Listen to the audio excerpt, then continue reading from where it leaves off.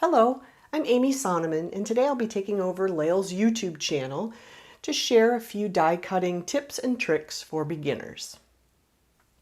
As you may have noticed, Layle has started to create coordinating dies for some of her matching stamps. Some of the most popular stamps that you guys have been loving for a few years now, we've decided to come out with some dies that would help make creating lots of die cuts quickly.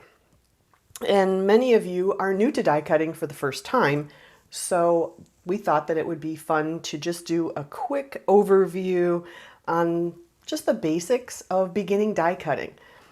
I'm going to show you a few things to kind of take notice of to make things easier for you, showing you a inexpensive way to get started with just a small manual die cutting machine, kind of what inks work best, and give you some tips and tricks. So I'm going to go ahead and just jump in and talk about the different things that you might want to consider. The first thing you want to consider is the kind of ink that you use. And if you use a good ink, stamping is very easy. The VersaFine Clair Nocturne black ink is my favorite for that. It's a pigment ink. It does take a little bit of time to dry, but it stamps beautifully. So that is my go-to favorite for all of my stamping.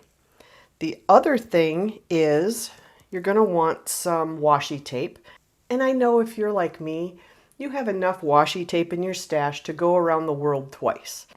So pull out one of those spools of washi tape. We're going to use that today to keep our dies in place. You're also going to need a stamping block, and I'll link to some stamping blocks on the website if you're in need of a stamping block that will fit the larger size stamps. The next thing I want to share is some tips for using paper. You can stamp on any paper. Today I'm going to start with stamping on just plain white paper and showing you how to line up the die and getting it straight every single time. But I also want to show you that you can use beautiful pattern papers, all of your favorite pattern papers, and create lovely clips or ephemera out of patterned paper. Now, what I do recommend is the smaller patterns. A 6x6 or a 6x8 patterned paper is going to have smaller scale than say a 12x12 paper. So go through your stash of 6x6 papers or 6x8 papers and find fun florals or stripes or patterns that would work, that you can see easily through the stamp that you're using. Super fun, super easy, and a great way to use a lot of scraps, even your cardstock scraps. Take a scrap and stamp on it and make it useful.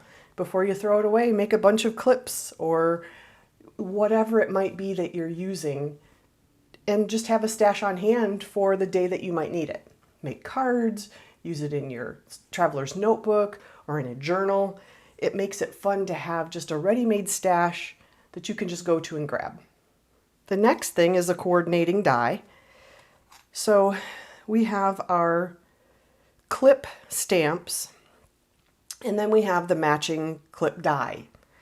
So what we're going to do is I'm going to show you kind of how to line it up, how to keep it in place, and then show you how easy it is to use the die cutting machine to create fun ephemera. The stamp that I'm going to be using today is from the Clip It stamp set and the Clip It coordinating die. There are actually 3 stamps in that set, so 3 different little clips and 3 coordinating dies that match the stamps. We're just going to be working with one today, but you'll get the gist of how to use it on any of the stamps that you choose that have coordinating dies. First of all, we're going to take our stamp and adhere it to the stamping block. Now, sometimes when you use your stamp a lot, your stamp will get dirty and it won't stick as easily to your stamping block. It's not a problem. It's not broken. It's not, you don't have to throw it away and get a new one. You'll just take your stamp and wash it with soap and water in the kitchen sink. Dry it off with a cloth that is lint-free, like a microfiber cloth, and then it sticks back on beautifully. So if you have a problem with using your stamp and it's not sticking to your acrylic block, that's a perfect way to clean it, and it's good as new. The next thing we're going to do is we're going to take our VersaFine Nocturne ink and we're going to ink it up. And this is a great ink that is pretty much foolproof because it gives a nice solid base. It covers really well, but again, it also is pigment ink, so it takes a little bit more time to dry, which isn't a problem because you're usually stamping and die cutting a bunch of things at once.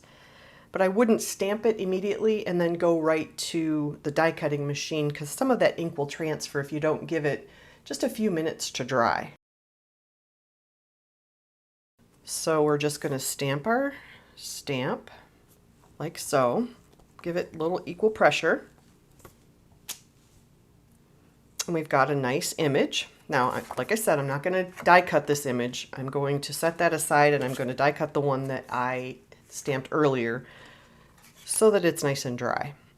When you're lining up your die over the top of your stamped image, there's an edge around all of it. And what you want to do is make sure that there's an equal edge around the whole entire stamped image. And you're going to get that in place. And when you're happy with where it's at and you think there's like an equal edge all the way around, you're going to take a piece of your washi tape, you know, one of those thousands of washi tape spools that you have on in your stash, and you're going to adhere the die to the paper.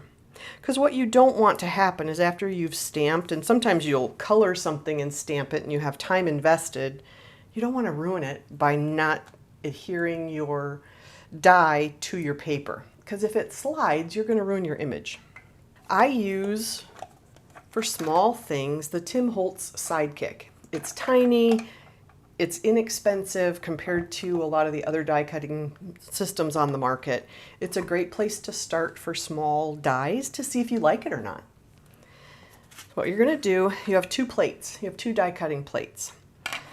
You're going to take your die with the cutting side down, okay? So there's a cutting side which you'll feel the bumpy edge. That always goes face down towards your stamped image.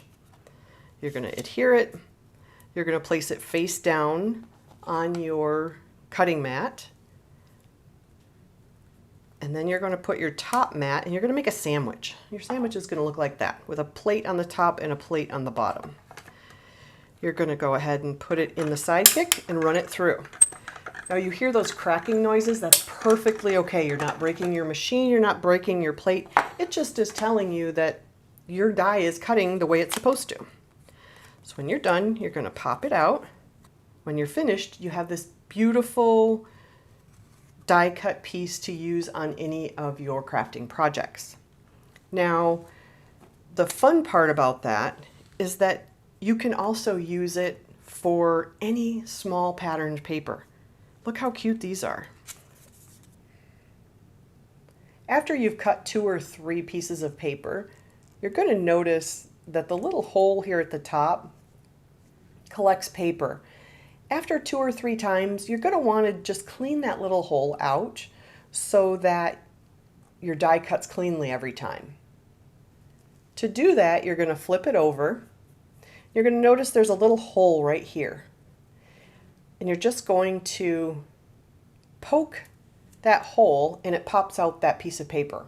So that's just an easy way to clean out your die before you go to cut the next one. I want to show you up close what it looks like as you're lining up your edges. Once you get them lined up the way you want them, you're just going to put a piece of your washi tape to keep it in place. We're going to die cut one more piece just so that you can see it again. We're going to put it on our platform. We're going to sandwich it between the 2 cutting plates. And we're going to run it through.